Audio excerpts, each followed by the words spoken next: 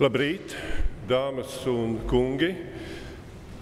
Šeit Latvijas Universitātes mazajā aulā un citur Latvijā, kas sekojat mums, iespējams arī ārzemēs. Man ir prieks atklāt šo Latvijas ekonomistu apvienības konferenci, kura notiek pateicoties Eiropas konservatīvo reformu partijas balstam, Eiropas parlamenta atbalstam. Konferenci par bankām, par banku lomu, par banku konkurētspēju. Daudzi no jums, vismaz vairāki noteikti klātesošie, tāpat kā es, atceramies, ka sākās Latvijas banku stāsts pirms gadiem 40, kad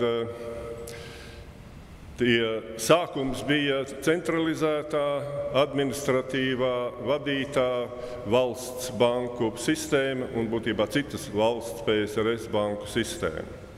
Pēc tam īsā laikā saplauka visi ziedi, protams, apstākļos, kad nebija likumdošanas vides un nebija regulātoru vides, viņa arī principā nebija iespējama. Saplauka tuvu 100 bankām. Tās attiecības nesot šai videi tika kārtotas dažādi.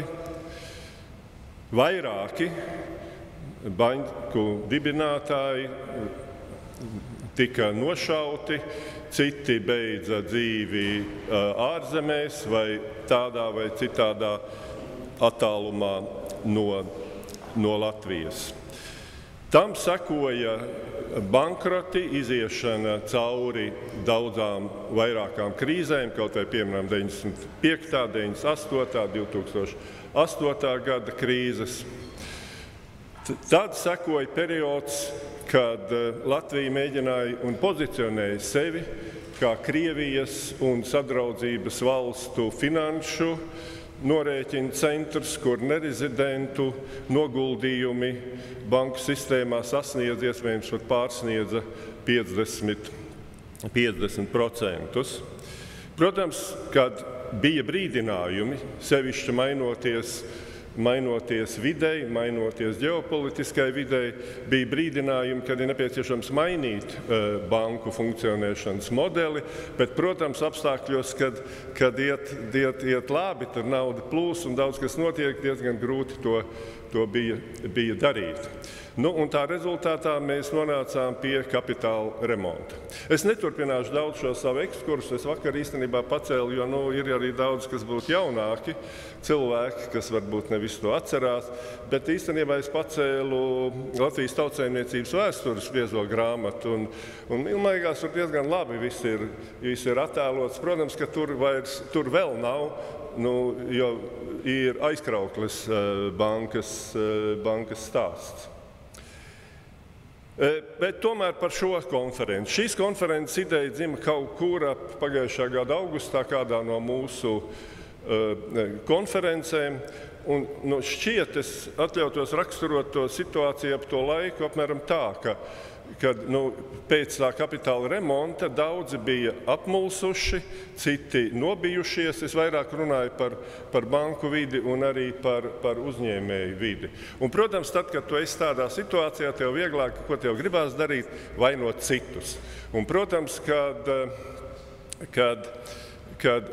bankas mēģināja teikt, jā, tie mūsu uzņēmēji, viņiem ir vāja ekonomiskā pratība, ja kaimiņos tie, kas sāk ar 1 miljonu, pēc tam bija gatavi aizņemties jau 50 un 100, mūsējā labākā gadījumā 5, pietrūkst ambīcijas un vispār nav projektu, ko kreditēt. Un, protams, kad otra puse saka, jā, bet jūs esat alkatīgi, jūsu procentu likmes ir ievērojami augstākas kā jebkur reģionā, un vispār jūs gribat dzīvot no komisijām un nevis no kredītu izsniegšanas. Kas šādā situācijā varētu to kaut kā uzlabot vai glābt, būtu jābūt valsts pārvaldei. Bet valsts pārvalde, manuprāt, tā vietā, lai veicinātu dialogu, lai lai radītu apstākļus un noņemtu riskus, kur to ir iespējams. Viņi mēģināja darīt banku vietā vai uzņēmējdarbības vidē, un tas, protams, nepārāk labi strādāja. Par šo konferenci, par šī tematu. Pirms 2 dienām es satiku vienu no aktīviem dalībniekiem banku regulācijas procesā pirms kādiem gadiem, un viņš bija dzirdējis kādu no preses paziņojumiem. Viņš teica, nē, es taisīšu savu pētījumu, jo jūs sakat, ka konkurence Latvijas banku sektorā ir pietiekama. Varbūt, ka tā to varēja saprast, bet es ceru, ka tie, kas noklausīsies pētījumu, izlasīs pētījumu un iedziļināsies, redzēs, ka tas nav tas, ko saka pētījuma autori. Kaut kādā veidā ir nācies pēdējā laikā būt Skandināvijā, un diezgan bieži Zviedrijā, un ne tikai Stokholmā, Malmē, Gēteborgā, bet arī mazākās pilsētās. Un kāda tur ir tā vide un kāds rodas iespējas? Kas rotās skaistākās ēkas? Sebšilte, Svetbanka, Hansabank, jā, laikam. Ne Hansa, bet trešā. Handelsbank, tieši tā, paldies. Un es nezinu, gan kas tādās ēkās ir iekšā vienmēr, jo vide ir mainījusies. Un rodās iespējas, ka šajā sektorā dominē lielās bankas. Bet, manuprāt, pētījums ļoti labi, šodienas pētījums parāda to, ka tai pašā Zviedrijā šīs lielās bankas sastāda kapitālā un līdz ar to finanses pakalpojumos, ko viņas sniedz, ap 50%. Pārējais ir citi sektori. Latvijā ir bijis dažādi, bet arī Baltijā kopumā tas tuvojās jau 90–100%, tas, ko sniedz lielākās bankas. Tā kā šai ziņā es domāju, ka pētījums pareizi saka, ka vieta lielai sistemātiskai sistēmu bankai diez vai ir vieta, bet nišu bankām ar varbūt vieglāku regulējumu, ar lielāku varbūt elastību un izpratni, tāpat kā tehnoloģiskiem risinājumiem, tas noteikti ir tas, kas ir konkurencei vajadzīgs un vajadzīgs ļoti. Un, ja skatāmies uz kaimiņiem, lietuviešiem, tur ir attīstījusies diezgan labi krājaizdevuma kultūra, Igaunijos attīstās vietējā kapitāla, mazākas bankas, un šis lielo banku sektors iet uz leju. Mēs pirms gada apmēram prezentējām pētījumu par enerģētiku. Protams, kas varbūt ir vissvarīgākais ekonomikā, ja tu vari dabūt elektrību, enerģiju par konkurētspējīgu cenu un naudu pieejamību par konkurētspējīgu cenu, tev ir labi apstākļi. Ja tas tā nav, par internetu es nerunāju, tas tiešām ir laikam atrisināts arī vislielākajā mērā. Bet visi šie pētījumi mums parāda arī to, ka valsts pārvaldes loma ir ārkārtīgi svarīga. Man pārmet to, ka pirms kādiem 5 gadiem kādā no konferencēm es teicu tā, ka principā valsts pārvaldē nav tik liela loma, jo tur mūsu jaunās paudzes cilvēki kritizēja valsts pārvaldi. Un es teicu, jā, bet es atceros tos laikus, kad valsts pārvalde būtībā darīja tikai sliktu. Es teicu, šī valsts pārvalde pēdējos gados nedara sliktu, bet viņa nedara arī neko labu. Varbūt jums ir jāpierod pie tā. Tad tomēr man jāatzīst, ka gan jaunos ģeopolitiskos apstākļi prasa to, lai valsts pārvaldes sistēma būtu kārtībā un iespējami labākie izpildītāji arī būtu pozīcijās, kas, manuprāt, nenotiek. Mēs esam apzinājuši, manuprāt, 4 galvenās valsts pārvaldes jomas problēmas, bet sektorus.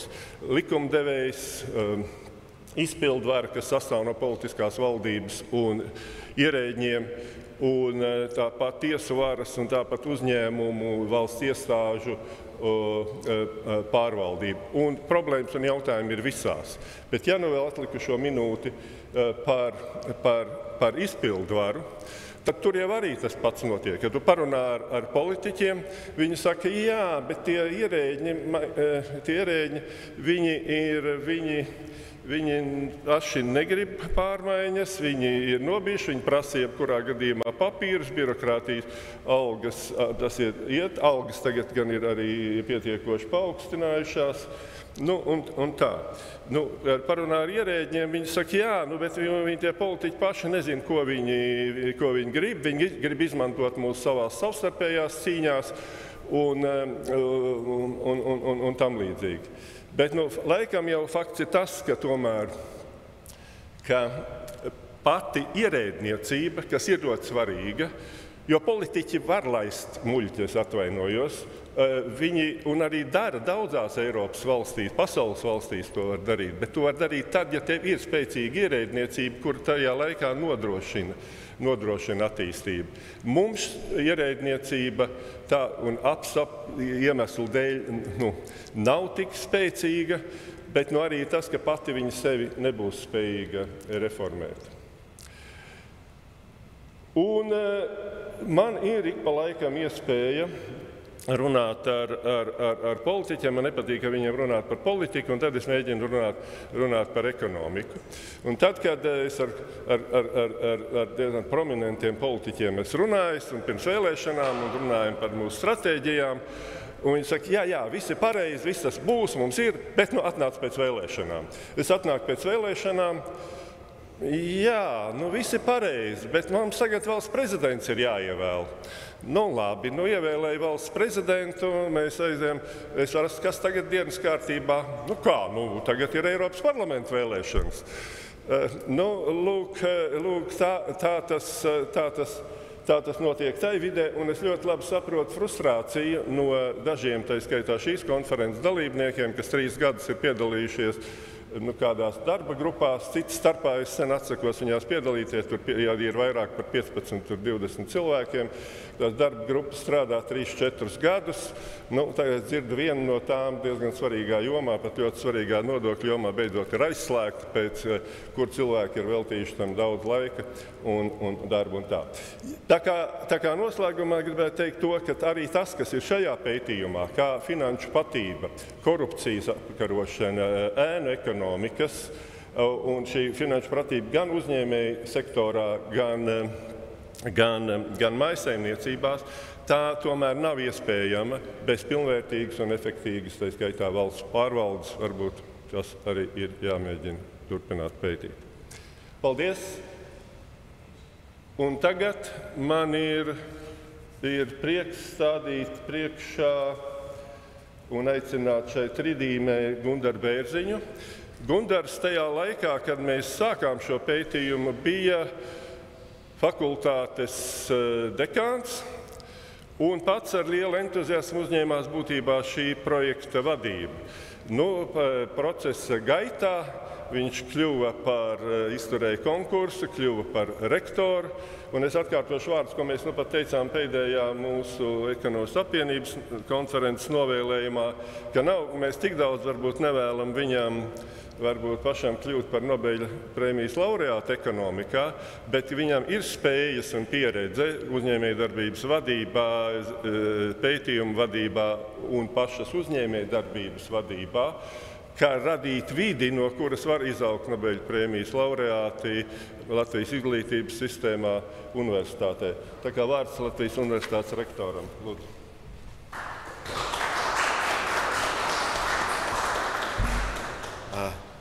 Paldies Kehriņkungam par labiem vārdiem. Un tiešām tikko kļūsti par universitātes rektoru, tā laiks pētniecībai būtiski sarūk. Tas gan ir fakts. Bet ko es gribēju šodien teikt? Banku sistēma ir cieši saistīta ar visas pasaules attīstību, jo tas ir būtisks elements no tā modernās ekonomikas un moderno valstu attīstības ekosistēmas, sauksim to tā, tagad moderns vārds. Bet tā ir tiešām būtiska daļa no ekosistēmas. Un šī ekosistēma pēdējos gados ir piedzīvojusi milzīgus satricinājumus.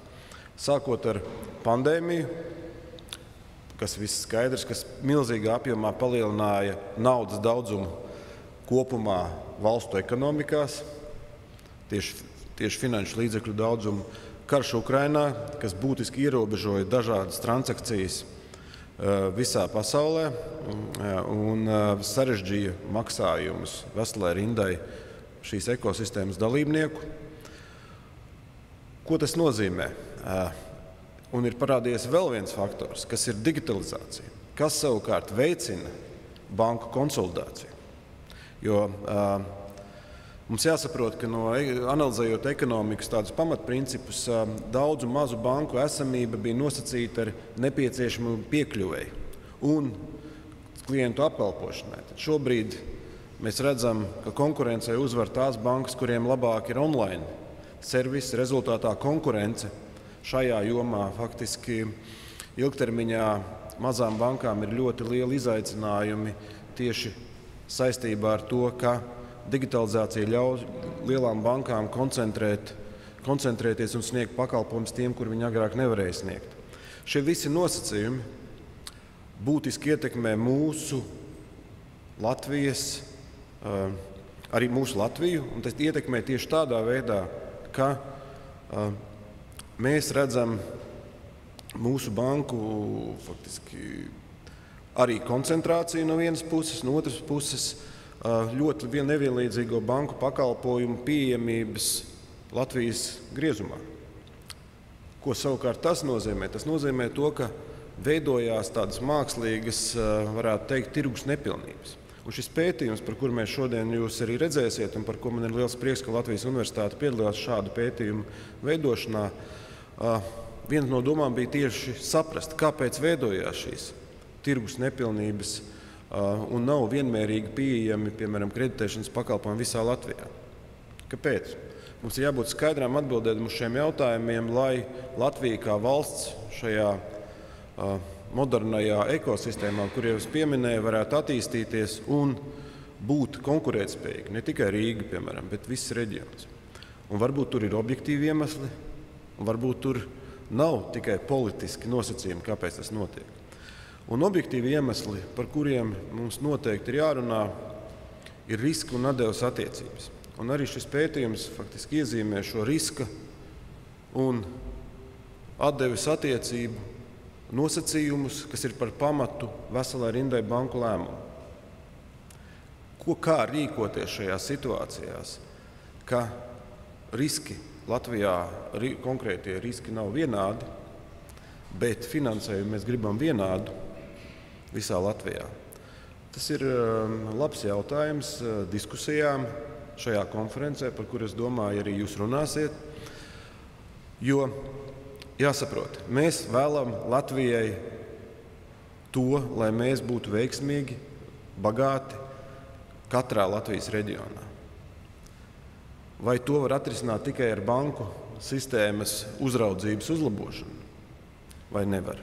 Vai to var atrisināt ar kaut kādām konkrētām politiskām iniciatīvām? Varbūt jā, varbūt nē. Varbūt to var atrisināt ar dažādiem riska mitigēšanas līdzekļiem? Varbūt jā, varbūt nē. Par šiem visiem jautājumiem ir jābūt kompetentai diskusijai, par šiem jautājumiem jābūt politiskai interesē šos jautājumus risināt. Mans aicinājums ir tieši šajā griezumā skatīties uz jautājumiem globāli un lokalizēt šīs pamata biznesa, banku biznesa attīstības nosacījumus, kā attīstās bizness un kā mēs varam to salikt kopā ar politiskām iniciatīvām un atbalsta mehānismiem. Tieši šī visaptvarošais skatījums būs tas, kas palīdzēs mums atrisināt to pamatproblēmu, vienmērīgu Latvijas attīstību un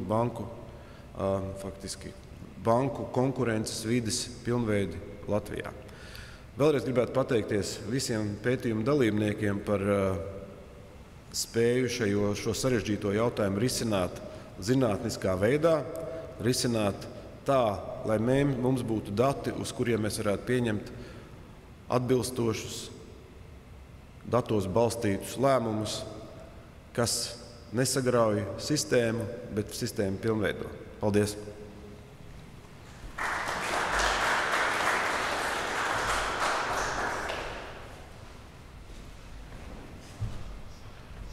Un tagad man ir gods pieteikt Robertu Zīli.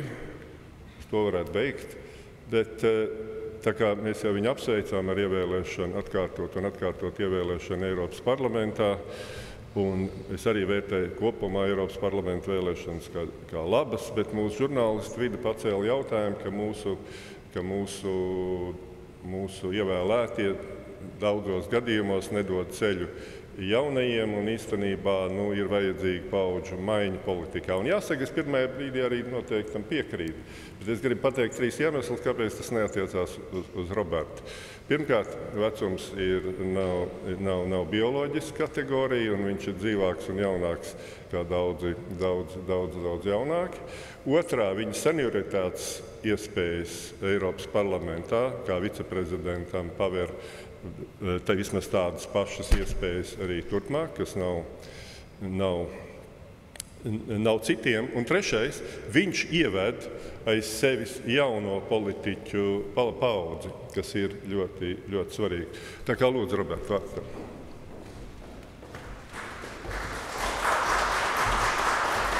Paldies, Ojār, un prieks ar rektoru kungu. Es pieņēmu atļauju. Mēs esam šī aulā, mazajā aulā, kas man arī ļoti svarīga vieta no studiju laikiem. Nepārāk bieži esmu šeit, bet vienmēr prieks būt šī auditorijā.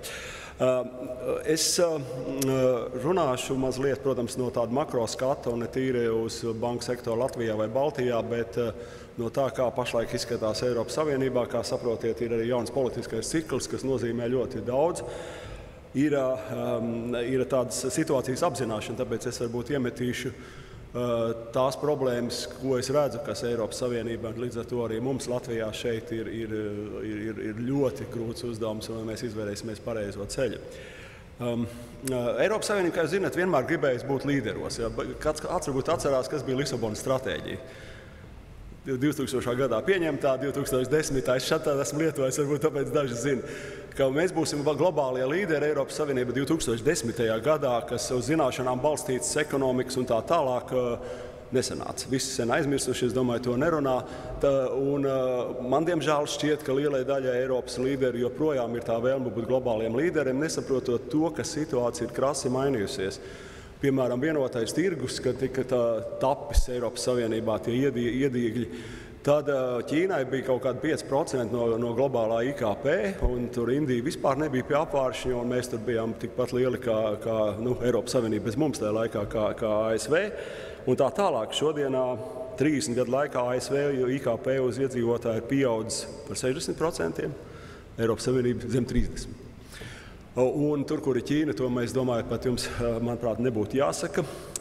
Līdz ar to es esmu pašlaik tādās, mēģinu domāt, vai mums, kas ir no Baltijas valstīm, varbūt nav tās ambīcijas būt globālajiem līderiem kaut kādā jomā. Svarīgi ir uzturēt to kvalitāti gan dzīvē, gan dzīves kvalitāti faktiski, un arī vides kvalitāti un daudz citas lietas. Protams, būt turīgiem, labklājīgiem, bet nepieļaut kļūdas dēļ šīs globālās līderības tendences. Tas nebūs viegli, un es domāju, ka redzēsim, kā nākošos 5 gadus tā lieta ritēs. Ir 2 svarīgi ziņojumi, kas sagatavos jaunās Eiropas komisijas projekts. Tas ir 2 itāļu bijušie premjeri. Viens ir Enrique Letta, kas taisīja ziņojumu par vienoto tirgu, no kuras dažus faktus arī minēšu. Un otrs ir vēl nav pabeigts, cik es vismaz publiski viņu pilnībā nevar atrast, Mario Draghi, finansistiem, banķieriem labi zināms, kurš arī gatavo par konkurētspēju Eiropas Savienības. Un tur ir dažas lietas, ko es domāju svarīgi būtu mums šodien pārunāt, un es pieņemu arī nākošajos paneļos, tas būtu jāņem vērā. Tātad, kā nofinansēt nākošajos gados 3 milzīgas prioritātes Eiropas Savienībai? Zaļo, digitālo kopā. Otra prioritāte ir aizsardzības industrija, viss šī lieta, kas saistās ar militāro pusi. Un trešais - paplašināšanās, ņemot vērā Ukrainas lielumu un arī ģeopolitisko nozīmi. Tātad tur ir ļoti būtiskas finansiālas sekas visām šīm lietām.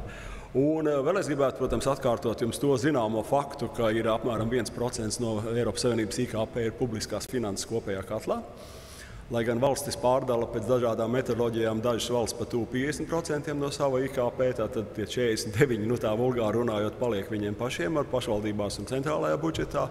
Un 1% kopējā katlā, un ar publiskām finansēm jūs nevarat nofinansēt visu to, ko Eiropas Savienība ir parasti paredzējusi. Un 7 gadus nākošais budžets arī tuvojās pavisam drīz, ar 28. gadu tam būtu jāsākās. Tātad ir milzīgi izaicinājumi, kas varētu šīs 3 milzīgās prioritātes nofinansēt ar publiskām finansēm, kas, protams, nav iespējams.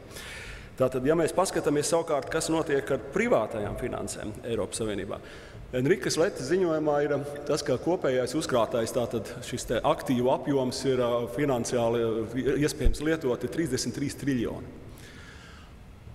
Un vairāk kā trešdaļa ir depozīta formā.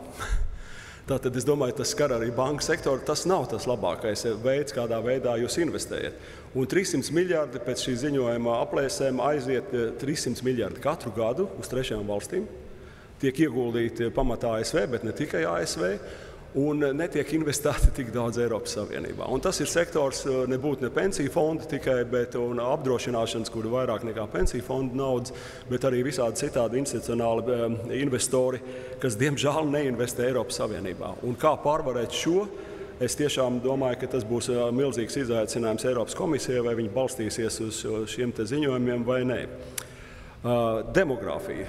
Arī interesants fakts, ka 15 gadu laikā Eiropas Savienībā dzimst par 1 miljonu katru gadu par 1 miljonu mazāk bebīšu. Tas ir neskatoties uz imigrācijas tendencēm, kas pēdējos gados ir bijusi, tā dzimstība krītās ļoti strauji visā Eiropas Savienībā. Tad stratēģiskā autonomija. Vēl viens tāds būtisks, es domāju, tēze, ko, protams, Francijas prezidents ir virzījis. Un, ja mēs paskatāmies, kā mums tur ir gājis, ja tagad Ukrainas karam iesākoties, tā militāra industrija kļuva būtiski, tad katrs iepirkums un nosūtījumi, teiksim, militārai industrijai uz Ukrainu, ASV 80% no šī paliek ASV. Tās ir tās aplēses ASV industrijā, viņi praktiski ražo faktiski ieroči. Eiropas Savienība spēj labi iet 20%, tātad 80% iepērk ārpusē. Tātad strateģiskā autonomija pašlaik aizsardzības industrijā faktiski nevar pastāvēt Eiropas Savienībā. Un mēs, es domāju, šeit Baltijā to labi saprotam, un tā ir ārkārtīgi būtiska nozīme tā saucamā strateģiskās autonomijas domāšanā, vai tas vispār ir reāls fakts. Vai arī ņemsim vēl vienu industriju, farmāciju. 20 gadu laikā no 50% Eiropas ražoto zāļu ir palikuši 25%. Krītās. Tātad tas viss tiek iepirkts no ārpus. Tātad šīs ir lietas, kas tagad skaram sākoties, it īpaši palika sāsinātas, bet tā inerce pāriet no šīs vecās domāšanas, kas bija pirms Covida, pirms kara, pāriet uz jauno ir milzīga. Eiropas Savienībā buksē, kā jūs redzat, arī visi politiskie tirgi pēc Eiropas parlamenta vēlēšanām aizāno jebkuru šo domāšanu par šo, ko es pašlaik runāju, par ko mēs arī runāsim droši vien nākošajos paneļos. Tālāk. Vēl viens būtisks princips par vienoto tirgu, kas saprastu ekonomistu apjomu. Skaidrs, kā 4 brīvībām jums zināmām, es domāju, nepietiek, un tas arī Enrikas Letes ziņojumā ir uzrakstīts, manuprāt, ļoti pareizi. 5. brīvībai jābūt pētniecības, inovācijas, izglītības brīvībām Eiropas Savienībā. Tas nozīmē gan veidot platformu, kurā un datu, protams, brīvībām. Tas nozīmē, ka būtu visiem jauniem startupiem un tam līdzīgiem iniciatoriem lielāks tirgus apjoms. Tas skan jauki. Es nezinu, vai to varēs izpildīt, bet šī brīvība, acīm redzot, bez tās mēs vienkārši globāli atpaliksim no ASV un vēl vairāk un no arī Ķīnas un varbūt vēl kāda tuvākā laikā. Tātad tas ir būtisks elements. Un vēl ir 3 tirgi ārkārtīgi būtiski jautājumi. Viens ir finanšu tirgus, kapitāla savienības nav Eiropas Savienībā, banka savienības nav līdz galam pabeigta. Tātad šī finanšu sistēmas brīvība ir vāja un vienotais tirgus ir vājš šajā jomā, lai ko mēs par to domātu no tādā makro skata.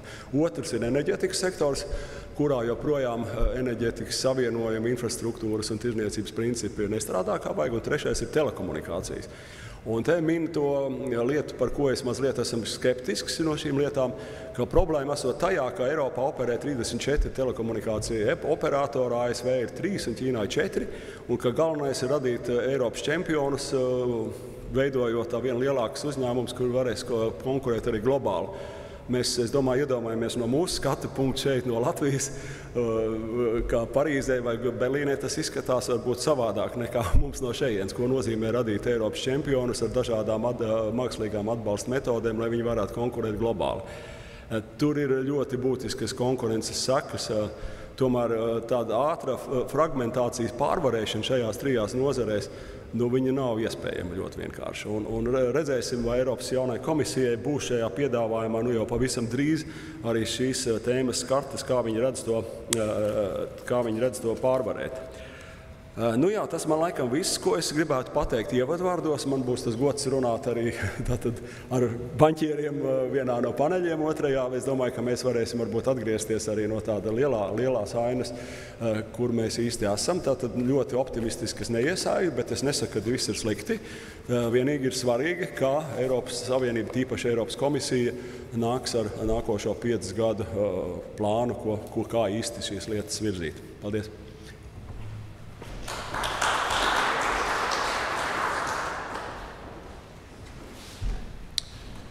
Paldies Robertam.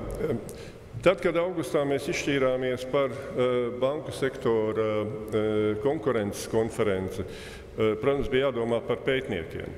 Jāsaka, pirmā doma gan arī tradicionāli apvienībā gāja, labākie speciālisti noteikti ir pašā banku sektorā, banku ekonomisti. Bet tad padomājam, ka viņi tomēr ļoti bieži skatās no savu bieži augstos māju skaistiem logiem. Un mēs varbūt tomēr gribam plašāku redzējumu, bet viņi bija intervēti un ir daudz piedalījušies ekspertu līmenī.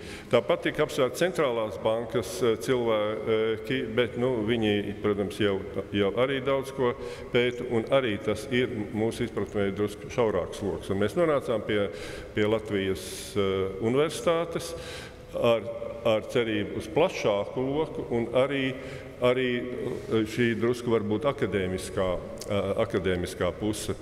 Līdz šim es par to gandarīts. Viņi stādīs priekšā savu pētījumu. Kā jau teicu, to iesāka Gundars Bērziņš, tā laika biznesa vadības un ekonomikas fakultātes dekāns. Šobrīd biznesa vadības un ekonomikas fakultātes dekāns ir Jānis Priede, profesors, pētnieks. Tā kā lūdzu, vārds jums.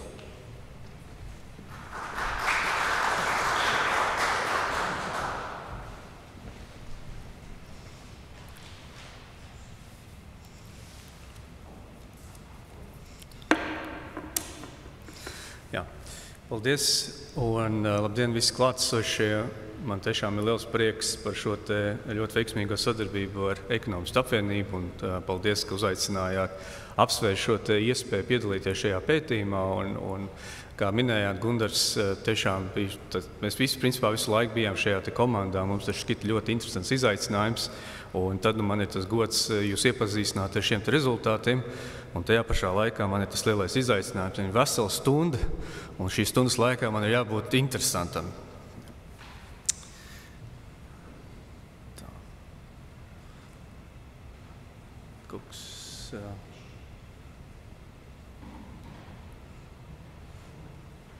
Šis nedarbojās.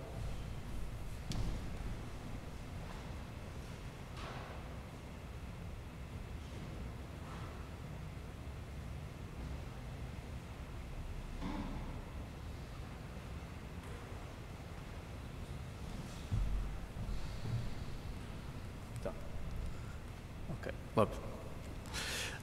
Tātad par pašu pētījumu. Kā jau Kehra kungs minēja, tātad mēs, protams, kā jau pētījumu, konstruējot un veidojot šo pētījumu dizainu, mēģinājām vadīties pēc zināmiem akadēmiskiem principiem un attiecīgi mēģinājām ieteikt šo pētījumu noteiktā struktūrā. Jā, un attiecīgi šis arī varbūt nosaukums ir tās plašāks, kas ir par banku sektoru transformāciju kopumā Eiropas Savienībā un Ziemeļvalstīs un attiecīgi par tā ietekmi uz konkurences vidi šeit pat Latvijā. Tad pētījuma autori ir profesors Bērziņš, Ramona Rupēja-Kapoga, es un arī Elmārs Kehrs no Ekonomistu apvienības, bet es gribētu arī izteikt lielu pateicību Ekonomistu apvienībai kopumā par labajām sarunām un faktiski ekspertīzi šī pētījuma laikā. Varbūt pirms es izstāstu saviem vārdiem, kas tur ir iekšā, atļaušos uzlikt šādu te kolāžu.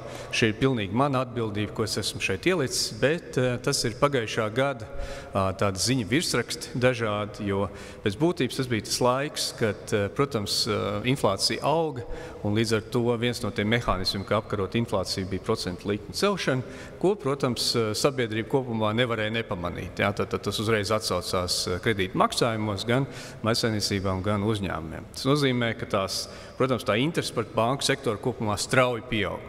Un, kā mēs zinām, banku bizness ir tāds bizness, kur, laikam, nekādas ziņas ir labas ziņas. Tās klusums un miers ir faktiski labākais stāvoklis, kas ir.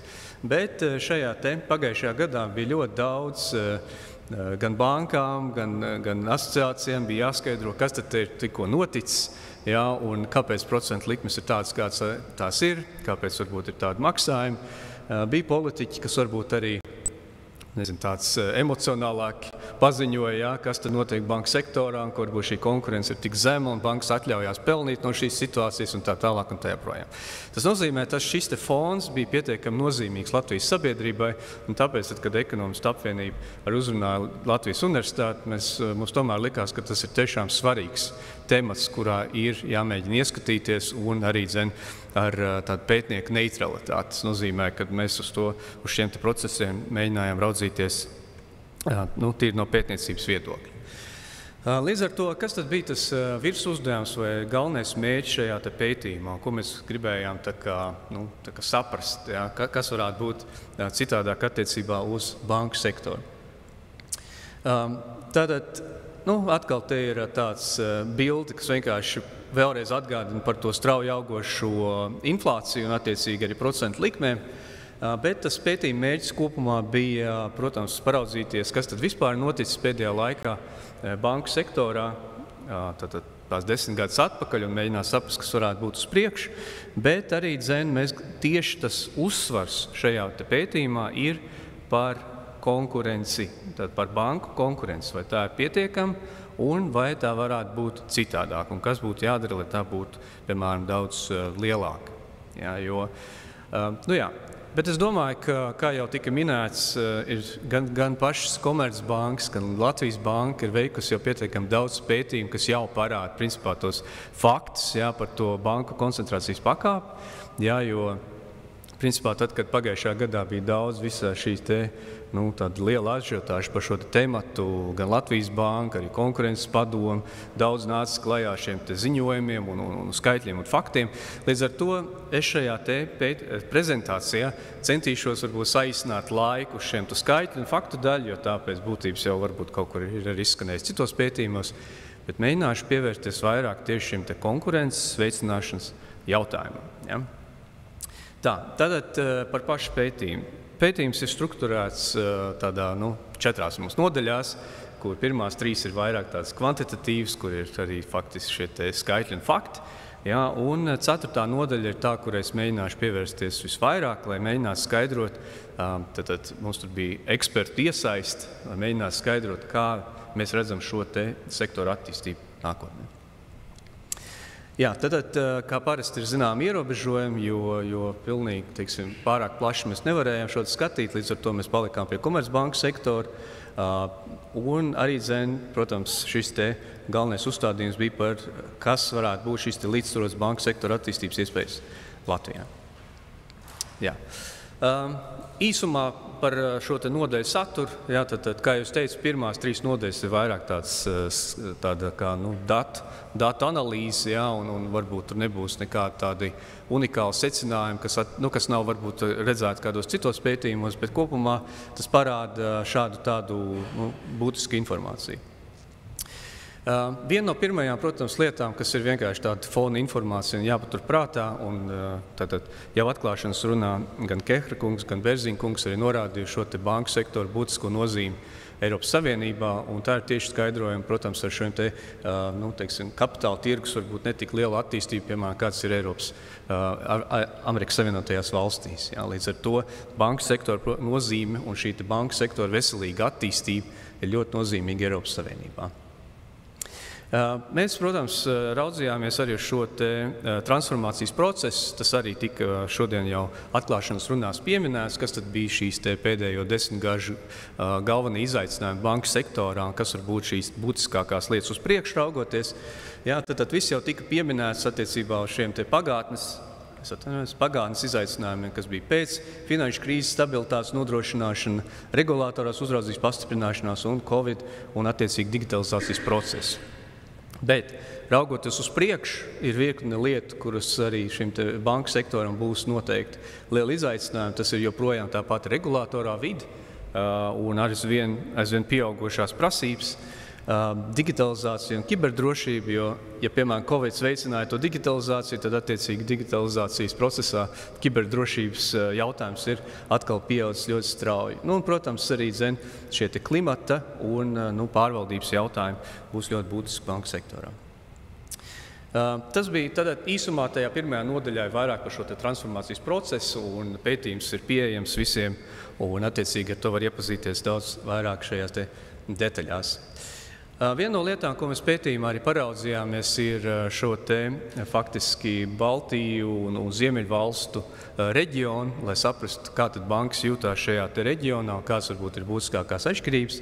Tad attiecīgi atkal varbūt pāris skaitļi, un kā jau es minēju, šādas lietas daudz kur varbūt ir jau izskanējuši, tāpēc tas būs tāda informācijas apstiprinājums tam, ko mēs jau zinām. Viena no lietām, šajā gan prezentācijā mazliet tās maliņas neparādās, bet labi, es izstāstīšu. Tātad 5 lielāko banku īpatsvars kopējos aktīvos. 5 lielāko banku, tātad mēs šeit runājam par tirgus koncentrācijas pakāpi. Un, ja mēs raugamies no 2000 gadiem, tātad Latvija ir šajā tumši sarkanajā krāsā, un attiecīgi šī ir tā līkne, kas vienā brīdī strauji iet uz augšu, ja? Un tad tie ir tie 80%. Un vairāk. Un tātad mēs šeit runājam par Latviju, kas tātad tirgus koncentrācijas pakāpe strauji pieaug, protams, tajā brīdī, kad bija kapitālais remonts, un attiecīgi mēs runājam par tirgus dalībniekiem, kuriem bija liela nerezidentu šī apkalpošanas daļa. Un, protams, tajā brīdī šeit šī situācija mainījās.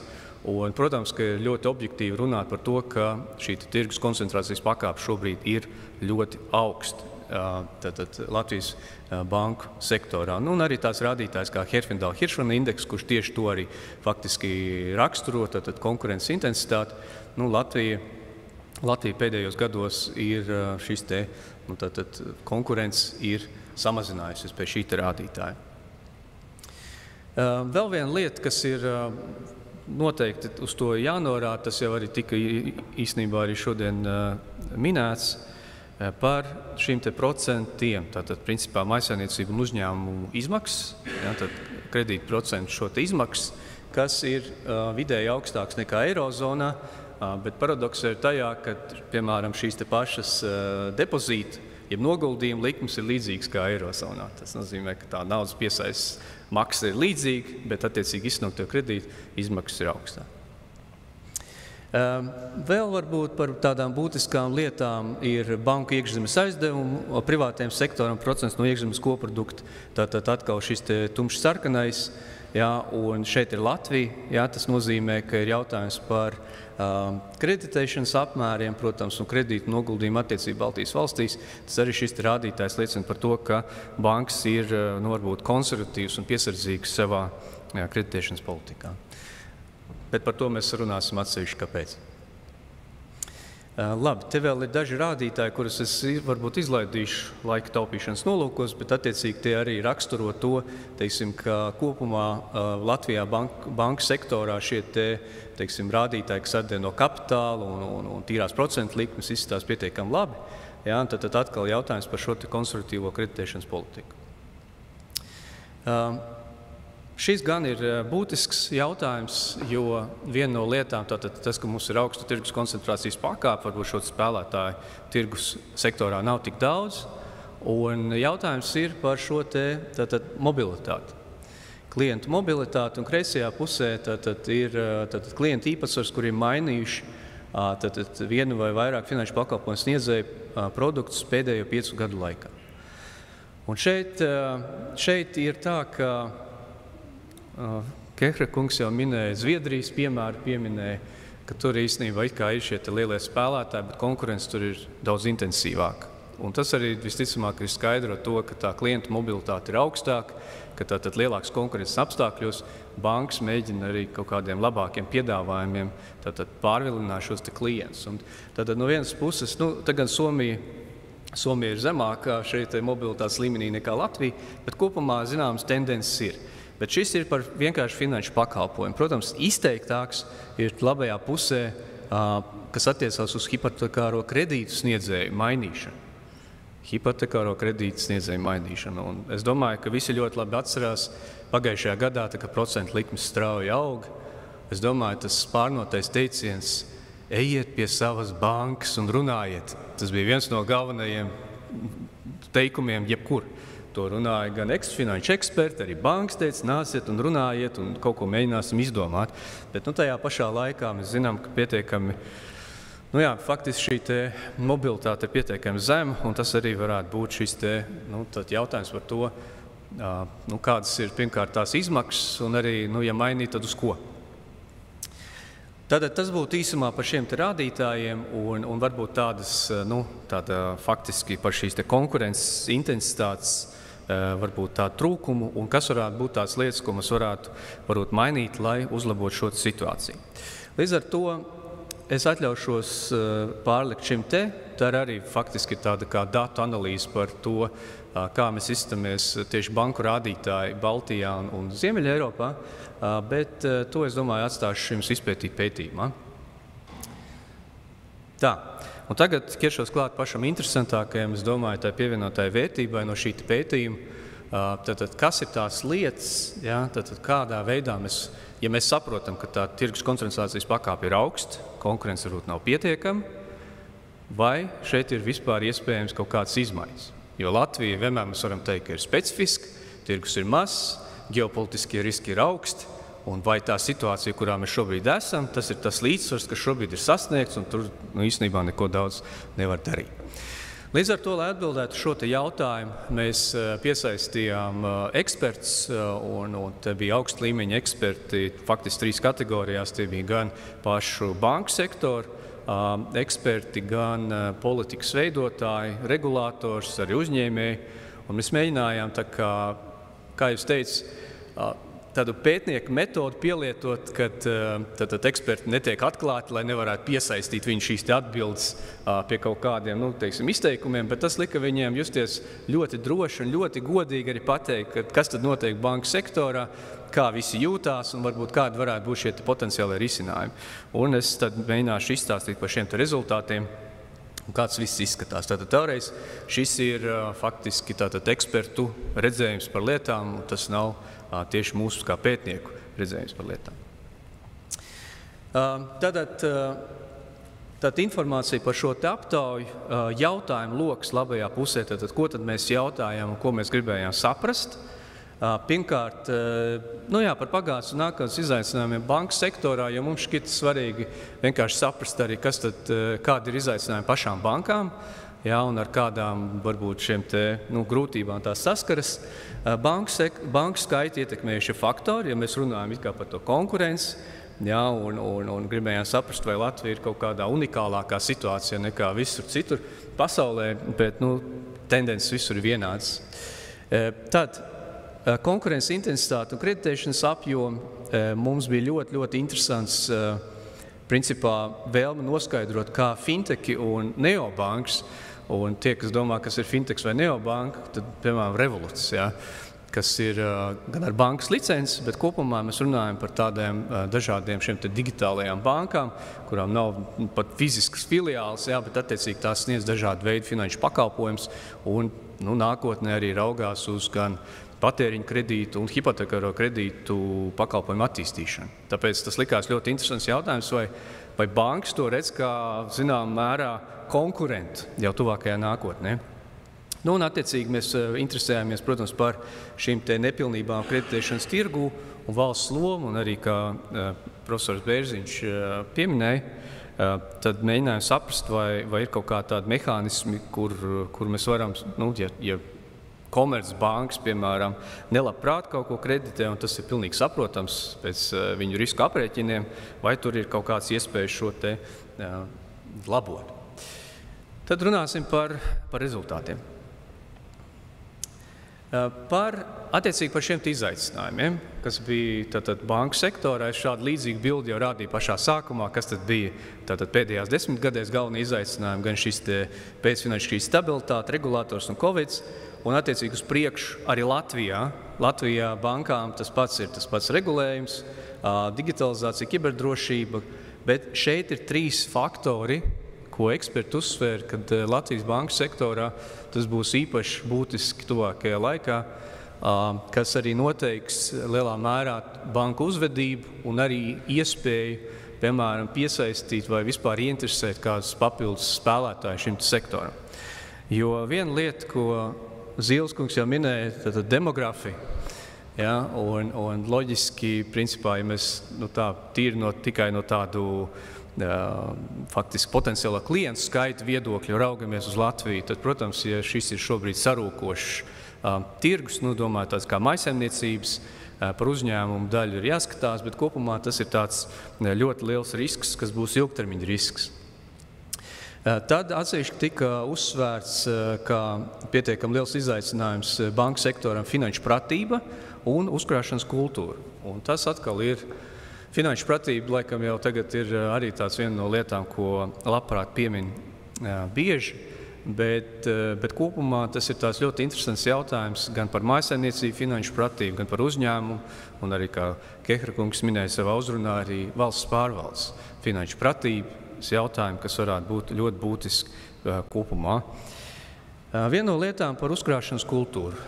Mums savulaik bija cits pētījums, un principā man ir ļoti labā atmiņā, cik īstenībā slikti Baltijas valstis izskatās tieši ar šo te komponentu uzkrāšanas kultūru un cik ir uzkrājumi mājsaimniecībā. Bet šis te bija tas faktiski tā pētījuma galvenā atziņa bija tāda, ka tas nav obligāti saistīts ar ienākumu līmeni, jo pirmā doma ir tāda, ja sabiedrība kopumā varbūt nav tik labklājīga, tad tas liedz iespēju uzkrāt. Bet šeit bija ļoti interesanti faktori, kas arī ļoti atšķirās pēc tām paudzēm. Ja, piemēram, tā paudze, kas savus mūža uzkrājumus, piemēram, bankā Baltija kādreiz ir zaudējuši, tad kopumā tā piegarša par to banku sistēmu joprojām ir saglabājusies. Pat ja viņi ļoti labi apzinās, ka tagad ir cits drošības līmenis, jo, piemēram, jaunieši šobrīd pilnīgi citādāk skatās uz šo te banku pakalpojumiem un, piemēram, uzkrājumu drošību un uzkrājumu veidošanas nepieciešamību. Jā, tāpēc tie, teiksim tā, vecākas paudzes, kas varbūt atcerās šos te, tādus pietiekami turbulentos laikus banku sektorā, jā, gan ar šiem te banku bankrotiem un dažādu veidu naudas maiņām un vispārējo, tad tā uzticība tai monetārai sistēmai un naudai kaut kur varbūt ir dažiem nepārāk labā līmenī. Bet tas, es domāju, ar laiku mainīsies. Un, protams, pēdējais, ko nevar nepieminēt, ir ģeopolitiskie riski. Un mēs gan mēģinājām tā uzmanīgi jautāt ekspertiem, vai tas tiešām ir varbūt tik nozīmīgs šis risks, ja, un vai investoriem, potenciāliem investoriem, kas varbūt gribētu nākt Latvijā un banku sektorā piedalīties. Bet tiešām eksperti teica, ka šobrīd tas ir pietiekami nopietns risks, kas var atstāt ietekmi šo lēmumu vai vispār nākt uz Latviju strādāt. Ja, tāpēc šis ir tāds šobrīd ierobežojošais faktors, piemēram, jaunu tirgus dalībnieku piesaistē Latvijā.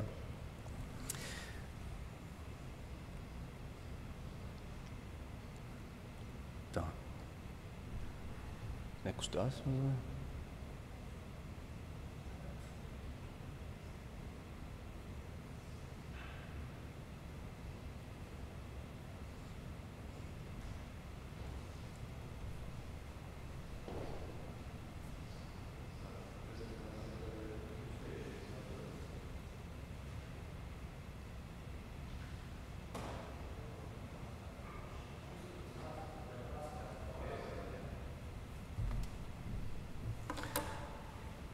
Tā, pārslēgsiet, jā, un vēl. Tā gadās. Nē, man liek uz priekšu vēl. Tas jūs atpakaļēji, tagad liek uz priekšu. Vēl vienu? Tas ir, ok. Labi, droši vien var spiest līdz beigām, jo tur tas parādīsies. Jā. Vēl vien. Un vēl vien. Jā, tagad pēc. Paldies. Jā, tātad par banku skaitu ietekmējušiem faktoriem. Jāsaka uzreiz, ka viena no lietām, kas nav, un tātad, kas attiecas par Latviju. Mēs jau tikko izrunājām, ka tātad šī tirgus koncentrācijas pakāpe ir pieaugusi, jo spēlētāju skaits ir sarucis. Mums tas bija pietiekami objektīvi, kapitālais remonts, jā, tātad ir izstājušies, tātad tirgus dalībniekam bija, piemēram, liels nerezidentu klientu skaits un vēl citi iemesli. Bet kopumā jāsaka, arī Eiropā šī tendence, kad banku skaits kaut kādā veidā sarūk, gan konsolidējoties un palielinot šo kapitalizāciju, tā ir tāda tendence, jā, bet runājot par Latviju. Atsevišķi momenti, ko es gribētu šeit uzsvērt. Tad banku skaits Latvijā rūk, protams, dažādi šie ir tie faktori, ko mēs runājām ar ekspertiem. Un no vienas puses viņi redz, ka tas ir tāds pietiekami loģisks rezultāts šim banku gan konsolidācijai, gan banku skaita samazinājumam, jo attiecīgi šis piedāvājums labāk atbilst šim pieprasījumam. Kapitālais remonts, protams, pielika savu, jā, un attiecīgi pastiprinājās regulācija. Jautājums tagad ir tāds, un mums bija eksperti, kas bija ļoti, ļoti godīgi, jo man šķiet, ja viņam pieliktu to, ziniet, ja būtu vārds, uzvārds un amats, tad droši vien tā nevarētu atļauties pateikt, bet tā kā mums bija tomēr tāda pieeja, ka eksperti mums paliek kā eksperti, viņi faktiski tiešā veidā runāja, protams, par banku šo uzvedības modeļu maiņu un, protams, arī dzen šo piesardzību, kas ir arī saprotami, ja attiecīgi šie sodi par, teiksim, varbūt par tādiem lielākiem vai mazākiem pārkāpumiem bija pietiekami būtiski, tad attiecīgi, un šo mēs pierakstījām, tā kā mēs arī dzirdējām, samazināt motivāciju, riskēt un pelnīt. Ja? Tātad atkal, no vienas puses banku skaits ir mazāks, un viņu riska apetīti arī ir mazāk. Tad te ir jautājums par to, ko tad kapitālais remonts, kas bija nepieciešams, protams, bet attiecīgi kāda veida citas sekas šeit parādījās.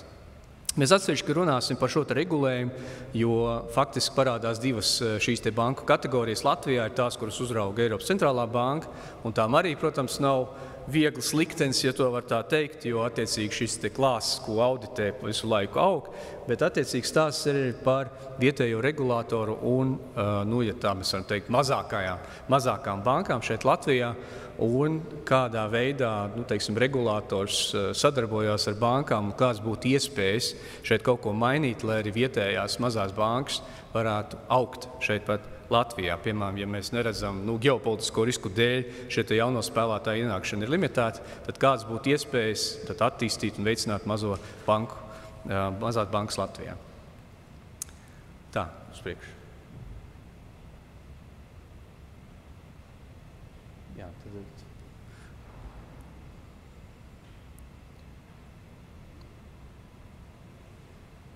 Vēl viens? Jā, vēl. Un vēl tur ir 3 klikšķīši. Tātad, šis ir tāds interesants atkal salikums no ekspertu intervijām. Es mēģināšu izstāstīt, ko tad mēs šeit redzam, un faktiski šeit ir tādi zināmā mērā scenāriji ar šo scenāriju varbūtības iestāšanos.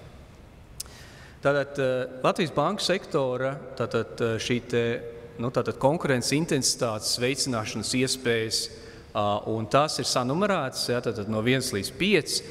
Tās krāsas faktiski mazliet tā raksturo, tās augšā tumši zilās ir tā kā ar lielāku ticamību, un tās, kas ir apakšā, ar mazāku ticamību. Tas, ko mēs šeit mēģinājām salikt, bija attiecīgi visi iespējamie varianti, ko mēs dzirdējām. Ko tad darīt ar to konkurenci, kā to var vispār izkustināt, un vai attiecīgi piesaistīt jaunus spēlētājus. Un attiecīgi ar ekspertu palīdzību mēs mēģinājām sarindot un novērtēt to scenārijus, kas tad visticamāk varētu notikt ar Latvijas banku sektoru konkurenci.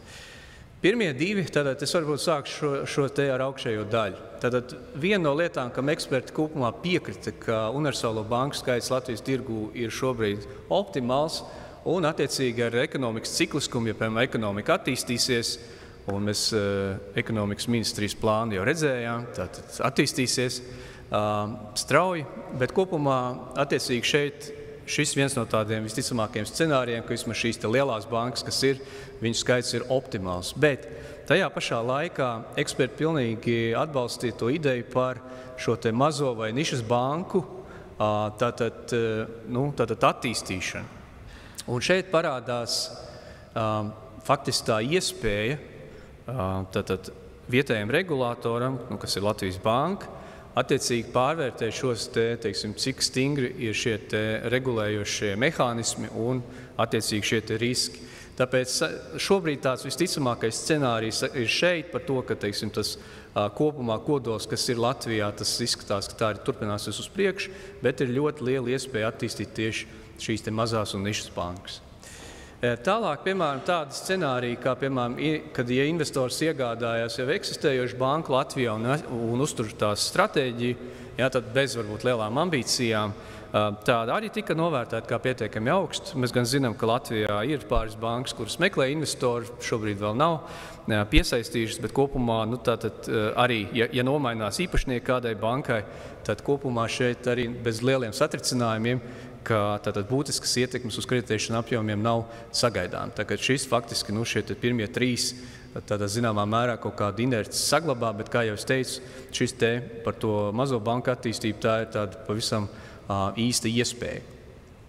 Vēl tika izskatīts variants, ka, piemēram, kāds ambiciozs investors iegādājās Latvijā eksistējošu banku, tāds, kurš grib īstenībā nopirkt gatavu banku, bet arī palielināt savu kredītu portfeli. Šāds variants pastāv, bet eksperti tam pārāk daudz neticēja, jo no vienas puses īstermiņā ir iespēja, teiksim, ar agresīvāku šo stratēģiju mēģināt daļu no eksistējošiem varbūt tirgus paņemt, bet ilgtermiņā tas nevarētu palielināt pārāk daudz šo kreditēšanas apjomu kopumā. Un to gan eksperti norādīja. Tad no vienas puses tas varētu būt kāds viens ambiciozs investora iespēja šeit ienākt Latvijā, bet kopumā tas varētu neatstāt pārāk nozīmīgi ietekmi uz kreditēšanas apjomiem. Un piemēram, tādi varianti, kā pilnīgi jaunas bankas ienākšana un jaunas bankas dibināšana ir ļoti maza ticamības pakāpe. Un atsevišķi mēs izskatījām tādu variantu, ko tomēr bija parādījies publiski tāds variants, ka Latvijas valstī vajadzētu dibināt savu banku, lai attiecīgi tādā veidā konkurētu ar komercbankām, kas varbūt, piemēram, ir kūtras, un tādā veidā izkustinātu šo varbūt tādu mieru šajā tirgu. Jā, uzreiz jāsaka, ka eksperti uz šo visu skatījās ļoti, ļoti skeptiski. Bija arī tādi, ka viss, protams, ir izmaksu jautājums. Ko tieši mēs ar to panāksim? Tad, cik maksās šāds bankas izveidi? Un kas ir pats interesantākais? Vienkārši, ja mēs vēlamies kaut ko tādu darīt, tad uzdodam sev pāris kontrolu jautājumus, un vai mēs tur saņemam kaut kādas pozitīvas atbildes.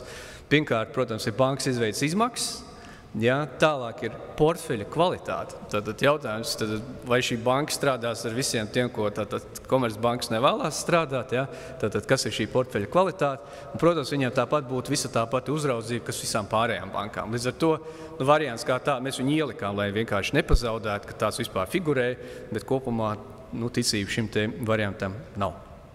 Līdz ar to šis no tiem scenārijiem, un to scenāriju varbūtības, šis gan, protams, ir tā saucamā ordinālā skala, nevis kardinālā. Tas nozīmē, mums šeit nav uzlikts, cik procenti katra varbūtība, bet kopumā tā ir vienkārši secība. Tā, uz priekšu.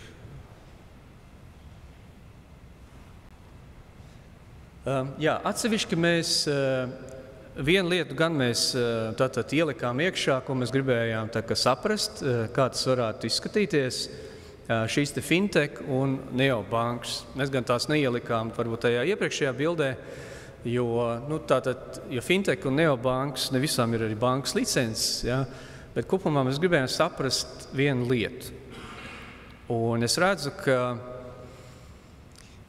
Latvijā aizvien šis interesants temats parādās. Temats par to, cik daudz Latvijā, piemēram, mājsaimniecību un iedzīvotājiem jau ir, piemēram, tās pats Revolut konts, un izmanto šīs dažādas fintech sniegtās pakalpojumus, un cik lielā mērā šādi pakalpojumi varētu sastādīt pietiekami nopietnu konkurenci šīm te klasiskajām bankām. To mēs nodalījām atsevišķi, jo no vienas puses šīs te fintechiem ir interesanti šie pakalpojumi, gan lielākoties tas ir vairāk saistīts ar maksājumiem, maksājumu kartēm, piemēram, investīciju kontiem, bet tādi kā patēriņa kredīti un hipotekārie kredīti, tas vēl nav attīstīts. Līdz ar to šobrīd ir tā, ka mēs runājām arī ar banka ekspertiem, viņiem tas viss, protams, šķiet interesanti, ko šie te uzņēmumi attīst. Viņi pieskata tās tehnoloģijas, lai varbūt nepalaist garām kaut ko modernu, jo, protams, modernai sabiedrībai patīk moderni pakalpojumi, un attiecīgi bankas uz to, protams, vēro. Jā, bet šobrīd varbūt neuzskata to varbūt par tādu nopietnu konkurences sastādītāju. Bet es šo negribētu galīgi izslēgt, jo, kā jau es minēju, tā papildus konkurences veidošana tieši no fintechiem un neobankām, ja īstermiņā ir šie te norēķini un maksājuma kartes, kas tāds, pakalpojums pēc būtības un ar dažādām motivācijām, un es saprotu, ka Finanšu ministrija jau šo te jautājumu skatās, kas tās ir dažādās motivācijas, bet ilgtermiņā tur gan arī parādās īsta iespēja, jo es saprotu, Lietuvā, piemēram, tas pats revolūcija ar patēriņu kredītiem, tā kā jau sāktas darboties, tas nozīmē, ka tur ir kaut kāda kustība, tad, ja kaut kāds pakalpojums tiek testēts, tad šis pakalpojums varētu parādīties arī citās valstīs. Tā, virzamies tālāk. Jā. Tagad par šiem te galvenajiem varbūt secinājumiem un attiecīgi varbūt pa grupām, tātad kurš ko varētu varbūt darīt, lai mēģinātu varbūt arī veicināt šo te gan konkurences banku sektorā, gan arī kreditēšanu, līdz ar to izrietošo, piemēram, kreditēšanu. Jo man šorīt rīt panorāmā uzstājos tieši par šo te pasākumu. Ziniet, man žurnālists pajautāja, ka šobrīd tiek apspriest ideja par to, ka šo te bankām virspēļņas procentu, piemēram, varētu samazināt, ja bankas apņemtos vairāk kreditēt. Sapratāt, mehānismu, kas ir tāds interesants piedāvājums, bet Māris Avotiņš noteikti ir pierakstījis šo jautājumu priekš paneļa diskusijas, kur es domāju, ekspertiem būs viedoklis par šo visu. Tagad mazliet par šo te bildi, tātad kreditēšanas tirgus nepilnību novēršanu un arī par konkurenci. Attiecīgi šeit es mēģināšu varbūt tā uzmanīgi iziet cauri šim te attēlam un mēģināt paskaidrot, kas tad šeit parādās. Jā, īstenībā šis te nestrādā.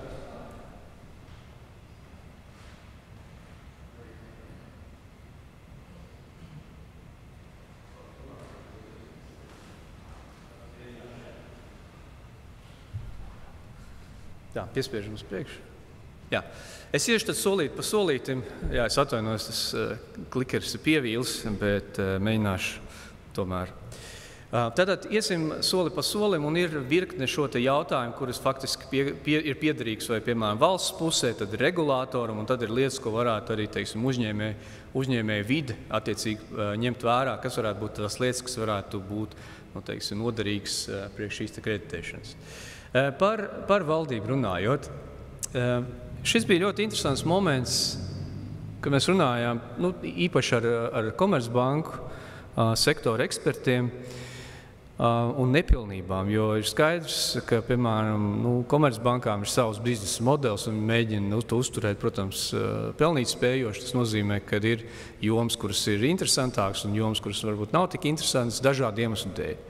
Un tās nepilnības, protams, veidojās tajā brīdī, piemēram, kad ir kaut kādi projektu likviditātes jautājumi vai arī cenu, tāpat ēna ekonomikas jautājums noteiktās nozarēs un varbūt nepārāk labā komercprakse, kas bankām var likt uzvesties mazliet uzmanīgi attiecībā, piemēram, uz noteiktām nozarēm. Līdz ar to, kas bija tās lietas, ko eksperti redzēja, kā noteikti varbūt labus risinājumus, kas varētu ļoti būt noderīgi pie šīm te varbūt nepilnību izlīdzināšanas un faktiski tāda veiksmīga sadarbība. Viena no lietām, ko viņi redzēja, Altuma veiksmīgo darbību, Bērziņa kungs šodien ir šeit, prieks redzēt un noteikti būs arī viedoklis paneļa diskusijās. Un tad ir, tie normatīvi, tas, ko es teicu, tas ir tas piemērs, ko es tikko minēju, par tiem nodokļiem un par tām kreditēšanām, kas atkal ir tāds diezgan, varbūt savdabīgs piedāvājums, jo attiecīgi bankas to var, dažādi raudzīties. Varbūt ejam uz priekšu. Jā, tad te ir pieminēts šis te altums un attiecīgi būtu ļoti labi, protams, padomāt par šo te ilgtermiņa vīziju banku nozares attīstībā un attiecīgi, kas varētu būt šī te valsts dalība tirgus nepilnību mazināšanā. Jā. Šis te slaids, to gan es gribētu mazliet pakavēties, jo ir ļoti interesanti tās diskusijas par to, teiksim, kāpēc bankas nekritizē kaut kādas, piemēram, nozares vai uzņēmums un ka bankas varbūt ir vainīgas. Un atkal ir tā cita aina. Ja mēs paskatāmies, piemēram, tikai šo te komercprakses jautājumu, ja, kur ir tās, es atļaujos atrast no konkurences padomes šādu te infografiku ar karteļu lietām. Un es nezinu, vai tas ir labi vai slikti, bet principā tas, ka Latvijā šādi karteļi pastāv, ir gandrīz vai uzbūvējuši man Latvijas universitātē veselu studiju kursu, kur mēs ar studentiem analizējam šos te gadījumus, mēģinām saprast, kā tas ietekmē ekonomiku un nozares attīstību, šāda te negodīgā komercprakse, bet tā ir pavisam nopietna problēma.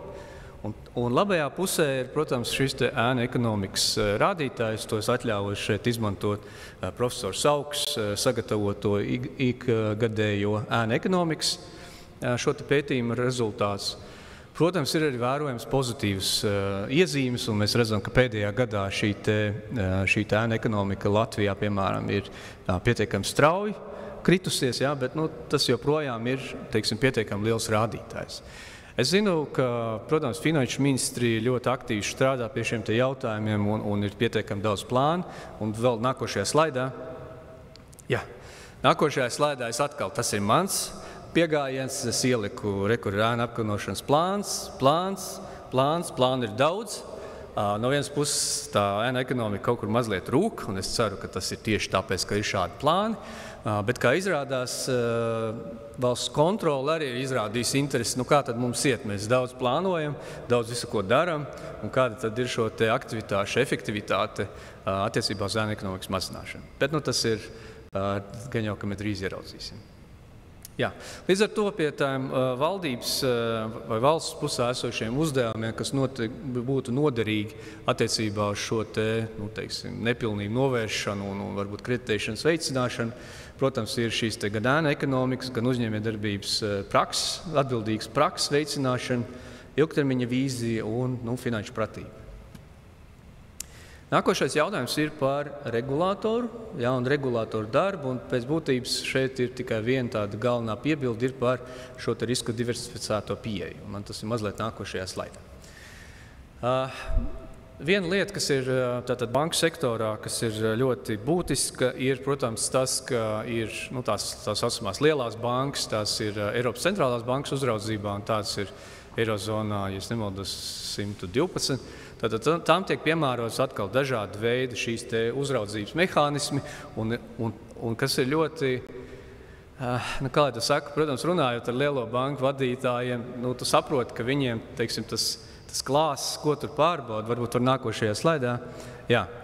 Rekur tur labajā pusītē ir visi tie priority, jā, es atvainojos, ka ir angliski, mazliet, es neesmu slings, bet energoefektīvs.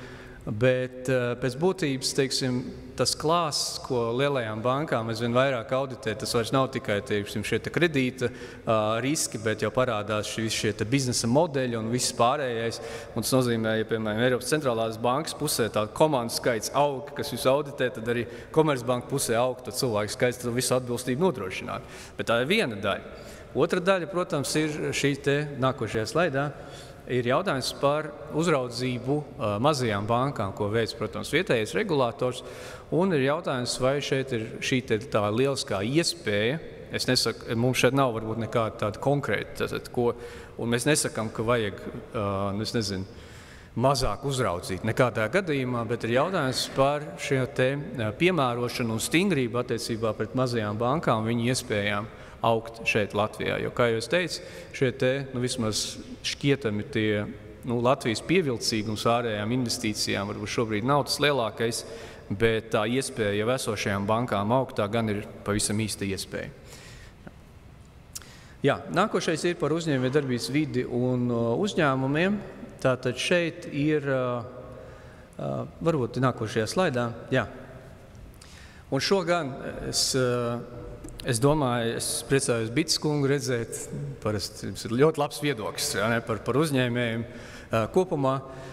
Un šeit ir vienmēr šis te jautājums par to, ja piemēram kreditēšana ir gausa vai tāda piesardzīga, bet tāpat laikā bankām varbūt nauda arī būtu, ko piedāvāt. Bet tad atkal jautājums par to uzņēmumu pusi vai to pieprasījumu. Kas ir tur, kas potenciāli varētu šos līdzekļus arī pieprasīt bankām un attīstīt šo biznesu.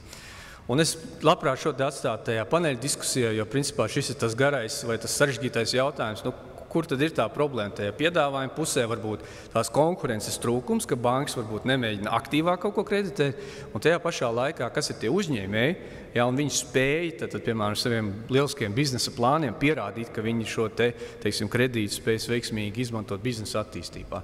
Jo šeit ir vienkārši viens šis rādītājs, tas gan ir gan ne tikai Latvijas bankas šajā finanšu pieejamības pārskatā, arī citi ziņojumi parāda to. Es izvēlējos tikai vienu. Šis ir uzņēmuma īpatsvars, kuri nepieteicās banku kredītiem iespējama atteikuma dēļ. Tas nozīmē vispār pat nemēģināt. Labi saprotot, ka kāda jēga tur iet un terēt laiku. Tad tas nozīmē, tur ir kaut kāds tās profils uzņēmumu, tāda grupa, kuri saprot, varbūt apzinās šīs savas iespējas, bet tajā pašā laikā tas ir tas neizmantotais potenciāls.